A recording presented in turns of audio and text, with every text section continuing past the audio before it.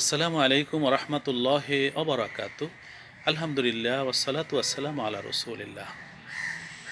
দুনিয়ায় অনেক কারণে আমাদের অনেক কষ্ট হয়, মনে কষ্ট পাই, মানুষের আচার আচরণে, ব্যবহারে, অথবা কোনো ক্ষয়ক্ষতির কারণে অন্তর অত্যন্ত কষ্ট অনুভূত হয় এবং আমাদের চিন্তা ভাবনা খুবই দুঃসহ হয়ে পড়ে এবং মনের মধ্যে নানান রকম কষ্ট, নানা দুশ্চিন্তা আমাদের বাসা বাঁধে।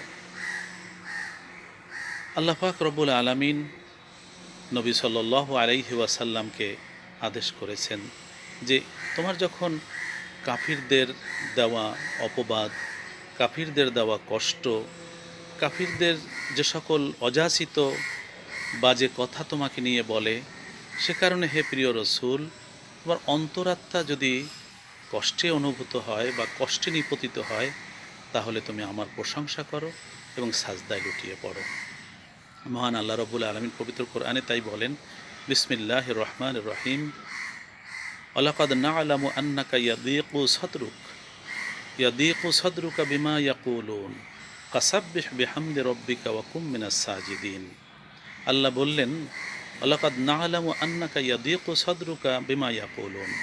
কাফেররা যা বলে, কাফেররা আপনাকে যেভাবে নানা কটূক্তি দিয়ে আপনার অন্তরে কষ্ট দেয়, আল্লাহ পাক রব্বুল আলামিন বলেন যে এগুলো আমি অবশ্যই জানি। অতএব আপনি ফাসাব্বিহ বিহামদি রব্বিকা, আপনি আপনার প্রভুর প্রশংসা করুন, অকুম মিনাস সাজিদিন, এবং আপনি সাজদায় লুটিয়ে পড়ুন। তার অর্থ হচ্ছে আপনি আল্লাহর প্রশংসা করুন এবং সাজদায় লুটিয়ে পড়ুন, অন্তর শান্তিতে ভরে যাবে। আমরাও যখন এরকম কষ্ট পাবো, আমরাও যখন এভাবে মানুষের দেওয়া অযাচিত কথায় আমাদের অন্তরে ব্যথা লাগবে এবং খুব কষ্ট অনুভব করব, খারাপ লাগবে, অসহ্য লাগবে, তখন এই আল্লাহর রসুলকে দেয়া আল্লাহ পাকের যে নির্দেশনা যে আপনি সাজদায় লুটিয়ে পড়ুন এবং আমার তসবিহ, আমার প্রশংসা করুন, আমরাও তখন সাজদায় লুটিয়ে পড়ব। ইনশাআল্লাহ আল্লাহ পাক রব্বুল আলামিনের ওয়াদা, অন্তর শান্তিতে ভরে যাবে, সকল কষ্ট মুছে যাবে।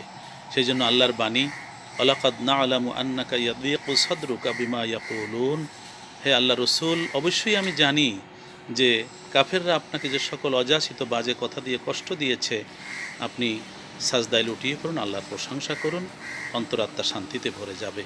আল্লাহ আমাদের অন্তরকে শান্তিময় করুন।